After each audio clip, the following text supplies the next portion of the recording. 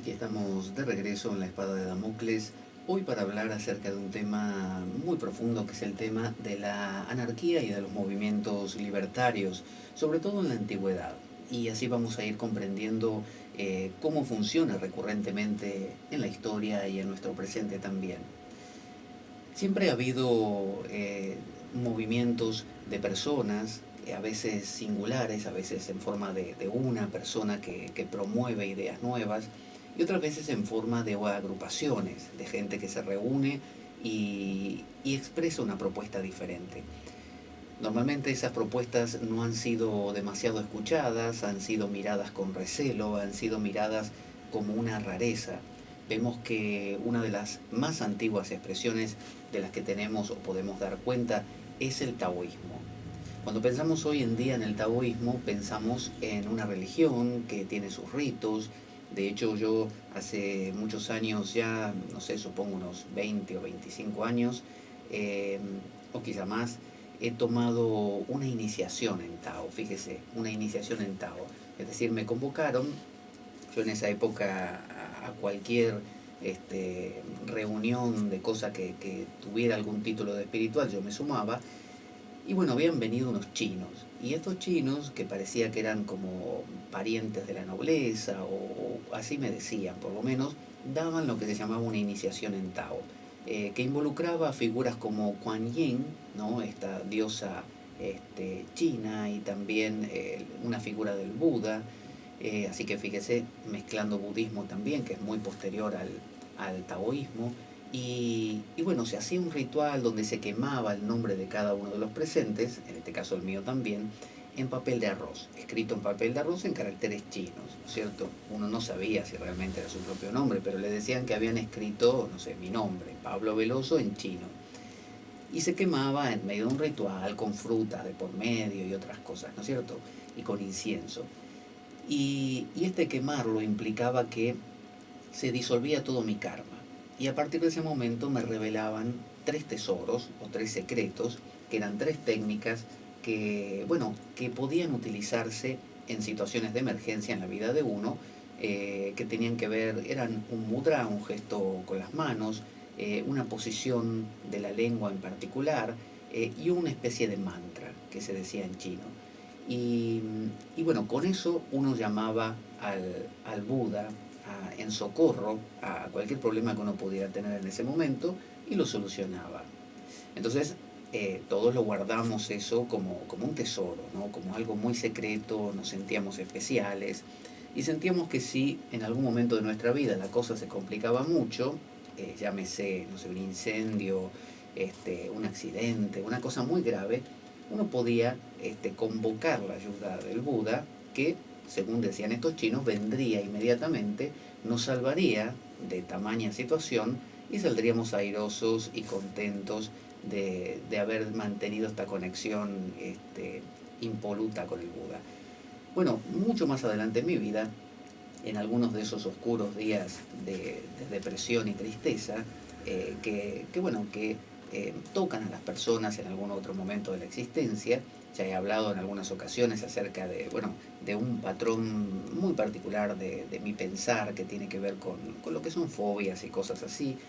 Y bueno, digamos que la situación ameritaba la convocatoria del Buda. Así que bueno, me puse en el tema, recordando bien todas las técnicas, y las hice, esperando que tuviera una reacción inmediata, cosa que jamás sucedió. El Buda no apareció, y si apareció no me enteré. Y en teoría tenía que aparecer para, digamos, solventar una situación problemática como esa, que valía la pena. Bueno, la situación continuó igual. Entonces comencé a pensar que quizás lo había hecho mal, lo hice varias veces más y también sin resultado. Entonces vemos que a lo largo de la historia hay técnicas mágicas que pretenden solucionar los problemas del ser humano y que sí envuelven una poesía muy maravillosa y muy dulce. Sin embargo, cuando esa poesía obnubila toda capacidad del ser humano de valerse por sí mismo, de erguirse sobre sus pies, propios pies, bueno, digamos que si eso sucede, quedamos un poco cojos. Es decir, nos hemos entregado a lo que Carlos Taibo llama la patriarcalización, ¿no es cierto? Él propone la despatriarcalización, porque patriarcalizar significa buscar un padre.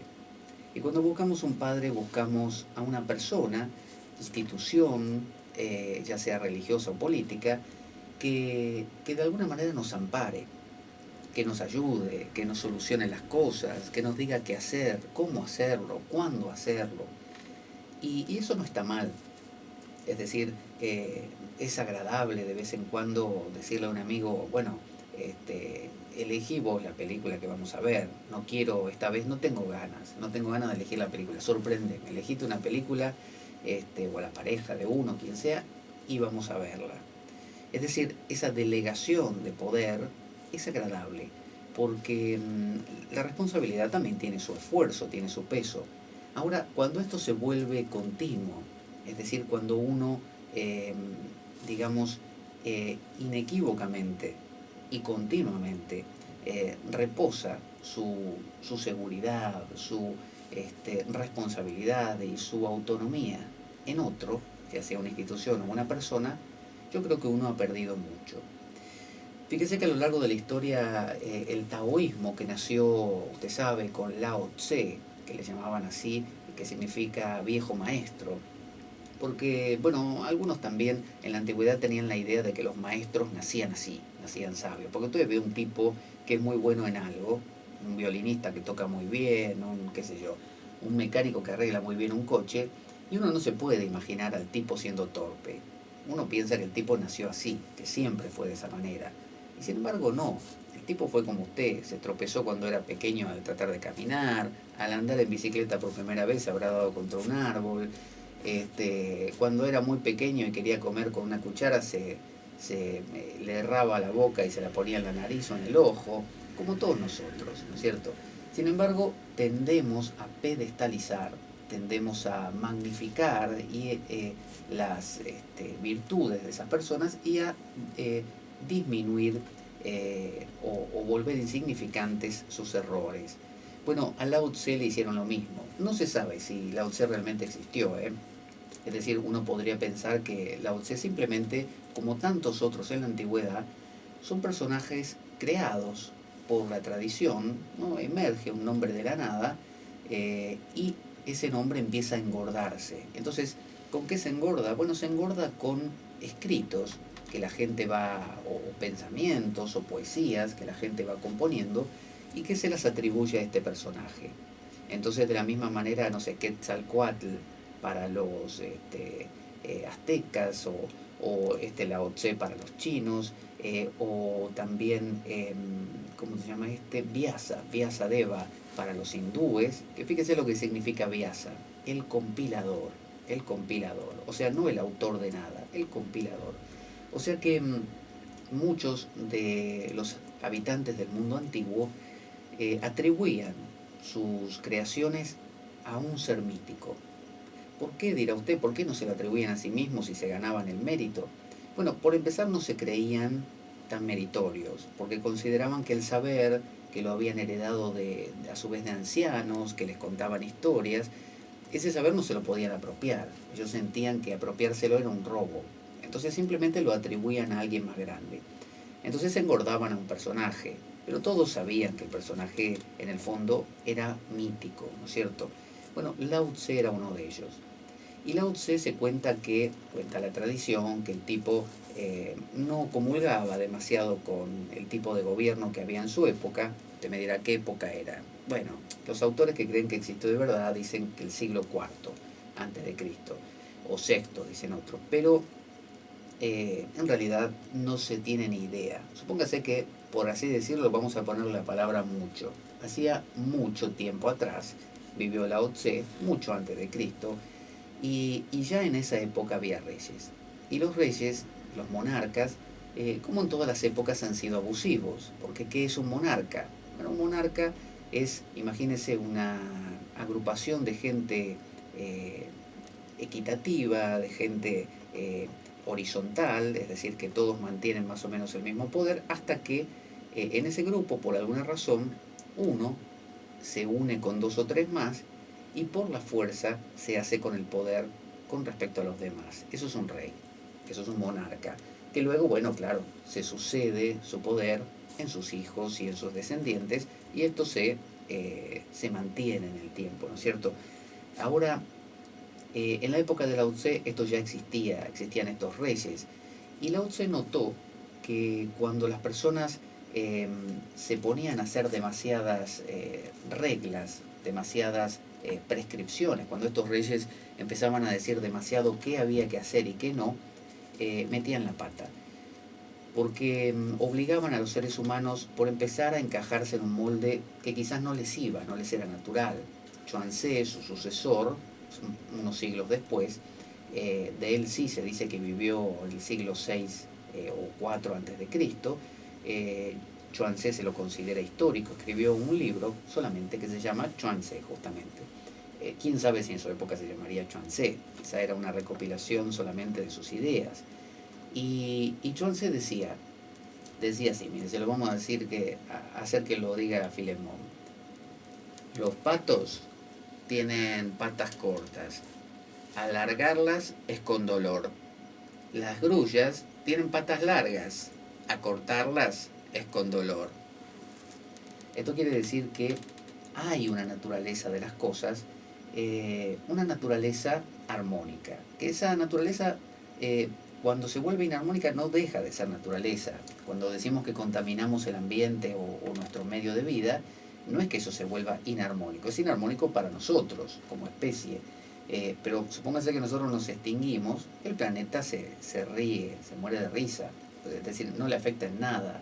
El planeta considera que es armonioso, igualmente, no sé, que el volcán Krakatoa haga su erupción, ¿no es cierto?, y mate a toda la vida alrededor, que haya una tormenta terrible o un huracán, eso es perfectamente normal. Es decir, no se considera inarmónico eso, pero sí para nosotros como especie. Nosotros peligramos cuando ocurren esas cosas.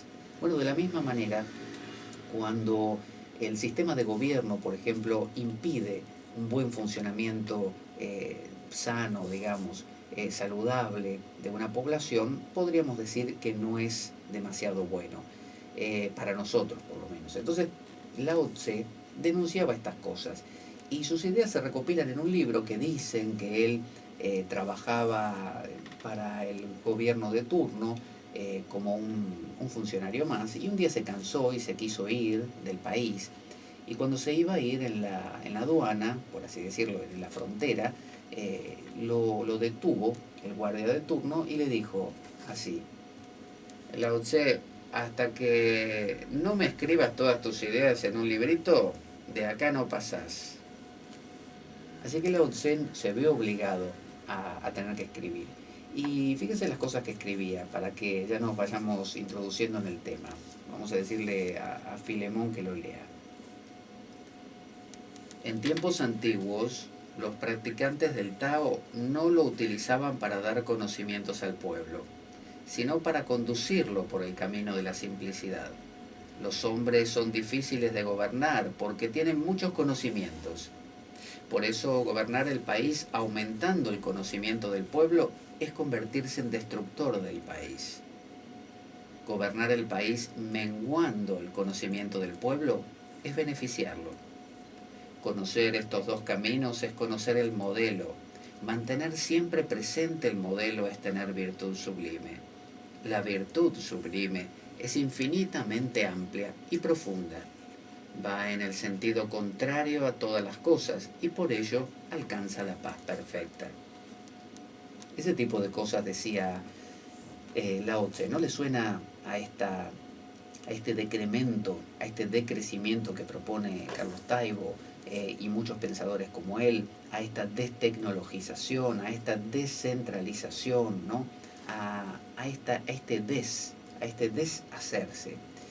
A veces nuestra cultura se vuelve demasiado barroca, se vuelve demasiado compleja, se vuelve con demasiados elementos. Entonces nos vamos todos a vivir a las ciudades grandes, ¿no?, despoblando el campo. Eso que hablamos con Emilio Barrachina hace un par de semanas, con su película El violín de piedra, y también nos volvemos más complejos en todo, en nuestras relaciones sociales, en el refinamiento de nuestra cultura, y esa complejización tiene un precio. Tiene el precio de, bueno, de un gran aislamiento, de una gran competitividad, de una agudeza demasiado grande. Entonces, Lao Tse proponía esta clase de cosas y él hablaba que si tuviera la posibilidad de regentear un estado, él mire lo que haría. Supongamos que tenemos un estado pequeño y de poca población. Aunque hay varias embarcaciones, yo no permitiría que se usen. Haría que los hombres consideraran la muerte como un asunto serio y que no se alejaran del lugar. Aunque tengan botes y carros, no viajarán en ellos. Aunque tengan armas y escudos, no los exhibirán. Les permitiré volver al sistema de nudos en lugar de la escritura. Encontrarán satisfactorio el alimento que se provee. Bellos sus vestidos, confortables sus moradas, dichosas sus costumbres. Los estados vecinos pueden divisarse a la distancia, y se escucha el canto de sus gallos y el ladrido de sus perros. Sin embargo, en toda su vida, los hombres del pequeño estado no se alejarían para visitarlos. Usted pensará que es muy triste una situación así. Usted dirá, bueno, qué feo vivir estando en el siglo XXI, donde tenemos internet, donde tenemos móviles, donde tenemos todo a la mano, irnos a vivir a, no sé, a una comunidad donde carecemos de todo eso. Y usted pensará, bueno, la salud, ¿qué pasa con si me tengo que hacer una resonancia magnética, por ejemplo? Por empezar, el Lao Tse no proponía imponer esto, ¿no es cierto? Porque la imposición justamente es de lo que él hablaba como elemento problemático. Los reyes imponían sus leyes y sus reglas. Él no está diciendo que eso lo impondrían la gente, sino que sería algo voluntario. Y esa simplicidad, ese decrecimiento, fíjese que él habla en cada momento de tener barcas pero no usarlas, tener sistemas de escritura pero volver a los nudos, tener la posibilidad de moverse al pueblo vecino pero no ir. Es decir, inclusive en las artes, ¿no es cierto? Dice tanto Lao Tse como Chuan Tse que, que cuando existían simplemente los sonidos y nada más, la gente cantaba y tocaba instrumentos musicales.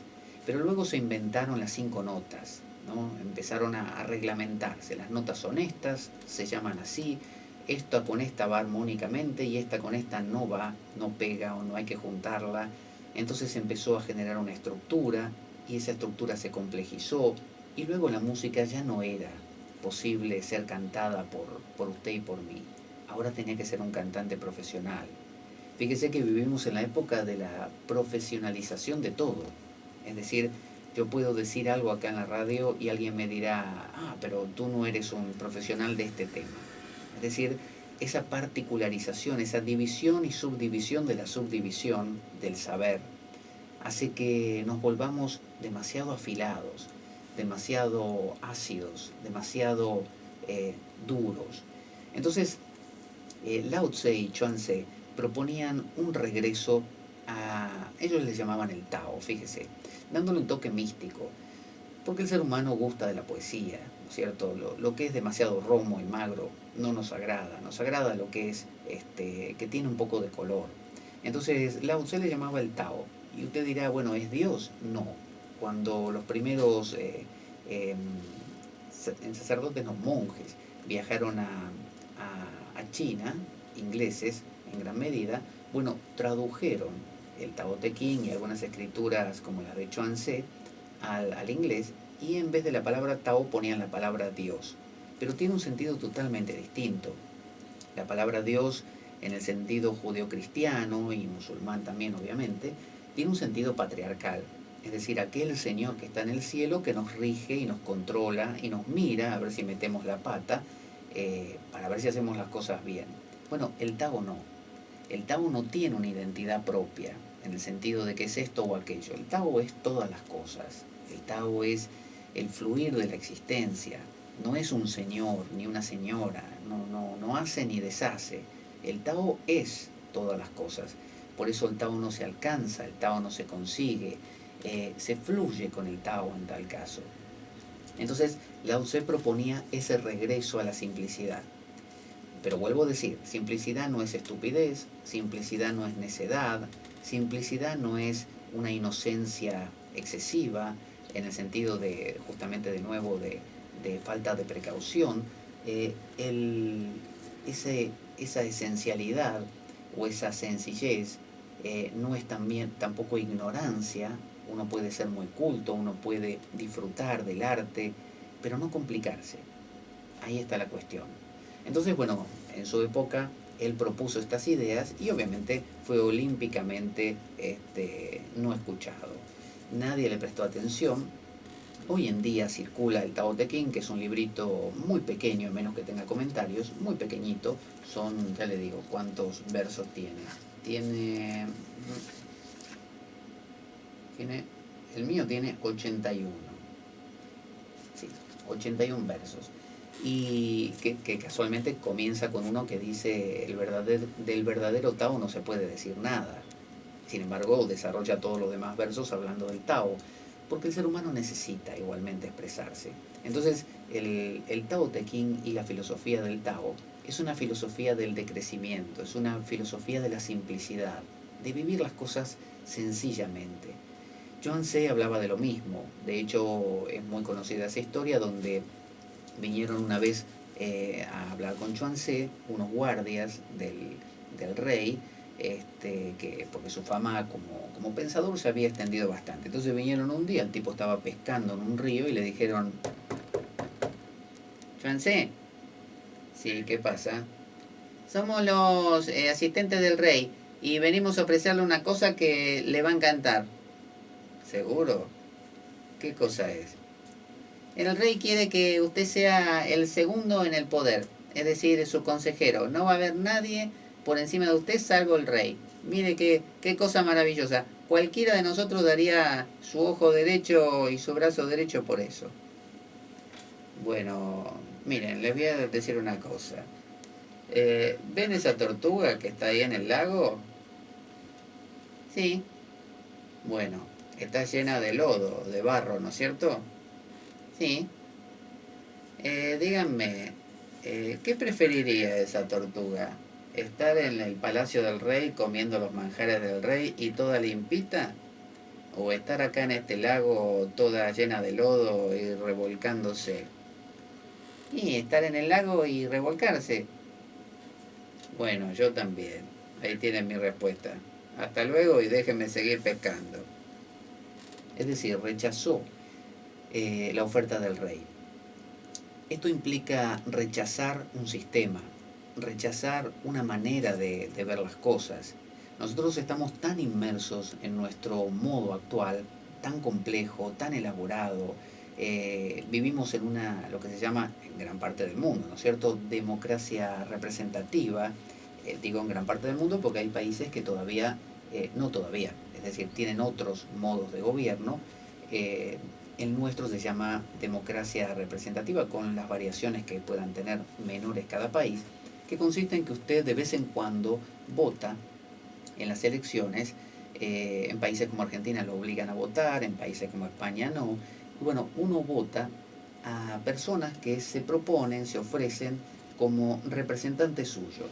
Es decir, estas personas se reúnen en asambleas, en grupos, para discutir ciertos temas, por ejemplo, senadores y diputados, y en nombre suyo toman decisiones. Lo que pasa que, claro, todos sabemos que estas personas, para llegar a ofrecerse ante usted y aparecer en un cartel pegado en la calle, aceptaron dinero de empresas, porque ese papel cuesta dinero. Y ese papel y la publicidad en televisión y los cartelitos y los regalos que hacen y todas esas cosas, las campañas, los viajes, todo eso requiere dinero. ¿Quién pone ese dinero? Bueno, lo tienen que poner empresas que tienen dinero para poner, ellos no lo tienen. Luego, cuando ellos asumen el poder, las empresas le dicen: sí, Carlitos, el candidato. Sí, ¿quién es? Yo soy José González, de la empresa que te dio todo el dinero para la campaña, ¿te acordás? Sí, ¿qué necesita? Bueno, una mano lava la otra y las dos lava la cara. No sé si me entendés. No, no muy bien. ¿Me lo puede explicar? Bueno, querido, te lo voy a explicar más simple. Nosotros te pagamos toda la campaña. Ahora queremos los favores que nos corresponden. ¿Me entendés ahora? Sí. Bueno, ¿se da cuenta cómo funciona? Entonces usted dirá, bueno, pero eso es imposible de cambiar. La democracia es el mejor sistema que tenemos dentro de, como se dice a veces, dentro de los sistemas que hay es el menos malo. Bueno, genial, es el menos malo. ¿Y no habrá otro, además de la democracia indirecta o representativa como esta, que quizás no sea más malo, sino que sea menos malo todavía? Bueno, la propuesta, por ejemplo, que propone Carlos Taibo, y que también proponía Lao Tse, y que proponía Chuang Tse, y que proponían los filósofos griegos epicúreos, que proponían, hasta le diría, los cínicos, o los paganos dentro del mundo cristiano, que ahora también lo vamos a revisar, y que propone el anarquismo, es una democracia directa. ¿Y cómo puede ocurrir, dirá usted, una democracia directa en este mundo complejizado, donde usted no tiene tiempo de reunirse en una asamblea para tomar decisiones? Por ejemplo, usted tiene que tomar la decisión de si en la ciudad de Madrid la estatua de la plaza más importante, no sé, se va a lavar esta semana o la semana que viene. Usted no tiene tiempo de tomar decisiones como esa y prefiere delegarlo en un tipo que usted eligió, que es la democracia representativa, que se ocupe de eso por usted, porque el tipo le pagan para eso. Lo que pasa es que si le pagan para eso se corrompe, ¿no? Porque está en el poder y vio cómo es eso. Cuando uno le dan poder se siente importante y se siente único y le dan favores y los tiene que devolver y así la rueda se cierra y usted se queja eternamente de que lo engañaron, de que ese candidato lo estafó, de que ese candidato no es lo que había dicho que iba a hacer lo que está haciendo todo lo contrario. Y después de un tiempo termina creyendo en otro y ese otro termina siendo igual. Y después tiene como 85 años y lo único que vio fue eso a lo largo de su vida. Y está bastante desengañado, por no decir mucho. Entonces, ¿qué propone la democracia directa? Bueno, la democracia directa, democracia significa justamente el gobierno del pueblo. Entonces propone que usted mismo se ocupe. Pero volvemos al mismo tema, ¿cómo uno se va a ocupar de los temas de un país, que son millares, usted solo? Bueno, el hecho es que no se ocupa usted solo, se ocupa usted reuniéndose con otros, comunicando ideas, proponiendo cosas y, y otorgando a cada agrupación, pero no por dictamen de algún rey o monarca, sino simplemente por convención, por comodidad. eh, Cada agrupación puede ocuparse de problemáticas que le son afines y que son posibles de cubrir por esa agrupación. Entonces, no sé, en su asociación vecinal, supóngase en la Argentina hace unos días hubo una inundación muy grande en la provincia de Buenos Aires y la gente se quejaba ante los candidatos, que obviamente ante los gobernadores por empezar, que no hicieron nada, nunca arreglaron la infraestructura como para que no pase la inundación, no suceda, y el nuevo candidato, el que ahora estaba propuesto para ganar, para presidente en realidad, era muy criticado, fue muy criticado estos días, porque además de todo, cuando ocurrió la inundación se fue a Italia, en lugar de quedarse con la gente. Todavía no es presidente, pero lo será probablemente. Entonces la gente se siente desengañada. Pero imagínense que esa misma gente hubiera gestionado, como asociaciones vecinales, simplemente eso, eh, las estructuras de su vecindad, de sus barrios. Bueno, hubiera sido una prioridad para ellos reparar, no sé, acueductos o transportes de agua subterráneos, de manera que los desagües funcionen bien. Y lo hubieran reparado, porque era prioridad para ellos. Y no hubiera sucedido esta inundación, y no hubiera muerto gente. Entonces, esta radio de la que estoy hablando es una radio asamblearia, es una radio acrática, es una radio acéfala, no tiene un dueño, no tiene un presidente vitalicio.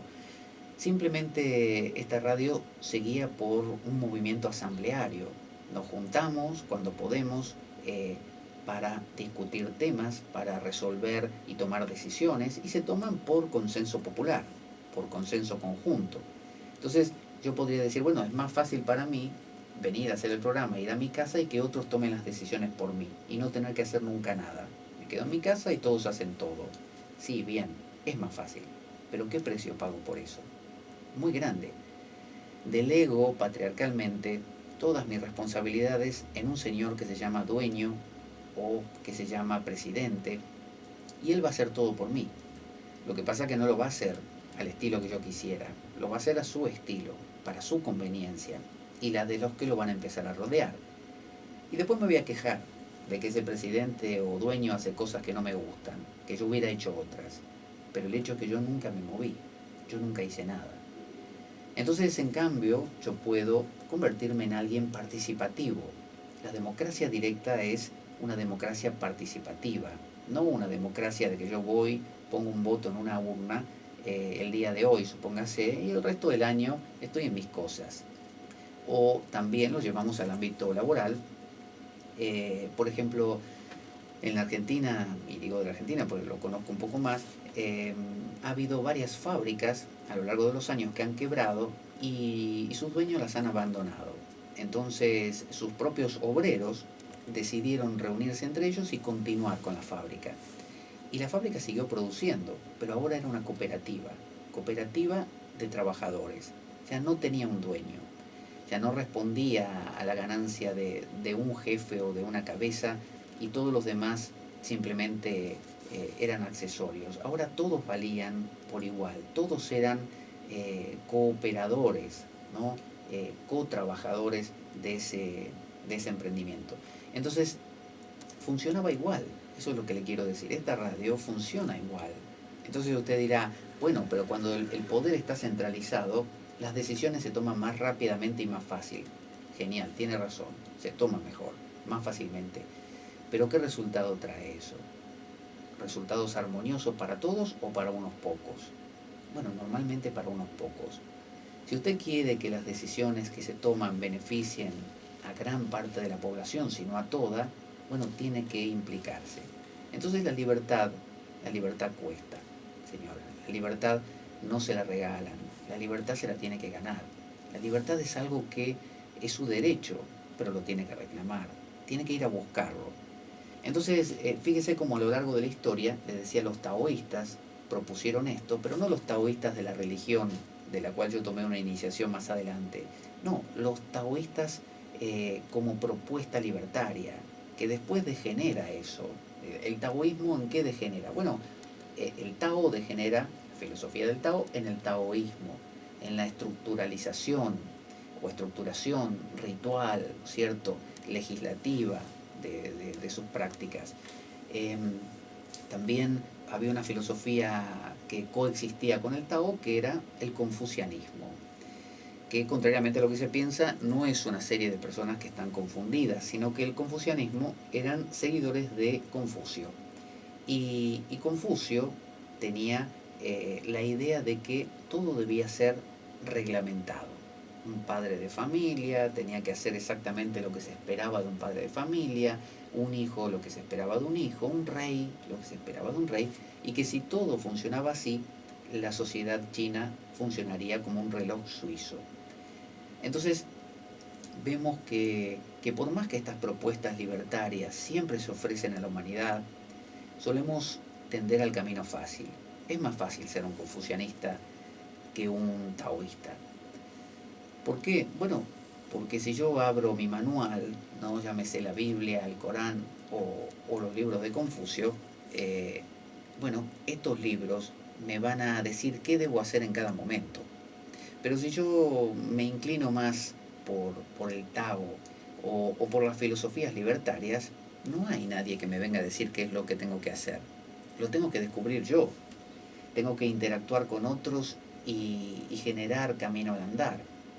Y eso tiene un costo. Es decir, le implica a usted, su libertad le implica un trabajo, le implica un cierto esfuerzo.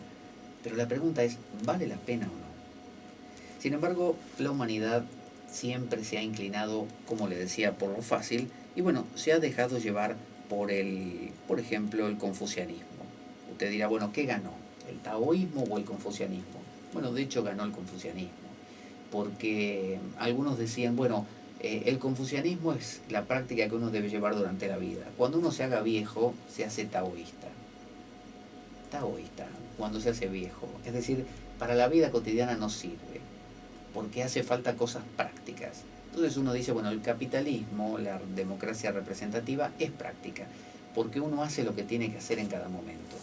Es decir, le dicen lo que tiene que hacer, hay leyes que cumplir, hay un orden. En cambio, si hiciéramos todo al estilo libertario, no habría orden. Y todo esto sería un caos y se complicaría mucho. Ese es el pregón normal. Y por lo tanto, el taoísmo dejó lugar al confucianismo, que es el que se ocupó de regir China. También en la India sucedió algo parecido. Fíjese, el tantra estas prácticas que la gente relaciona con sexo, sexo tántrico. El tantra es mucho más que eso. Pero bueno, después de la pausa musical vamos a hablar un poquito acerca del tantra y de lo que propone como perspectiva nueva para ver las cosas. No se vayan, vamos a escuchar un poco de Lorena McKennitt y regresamos.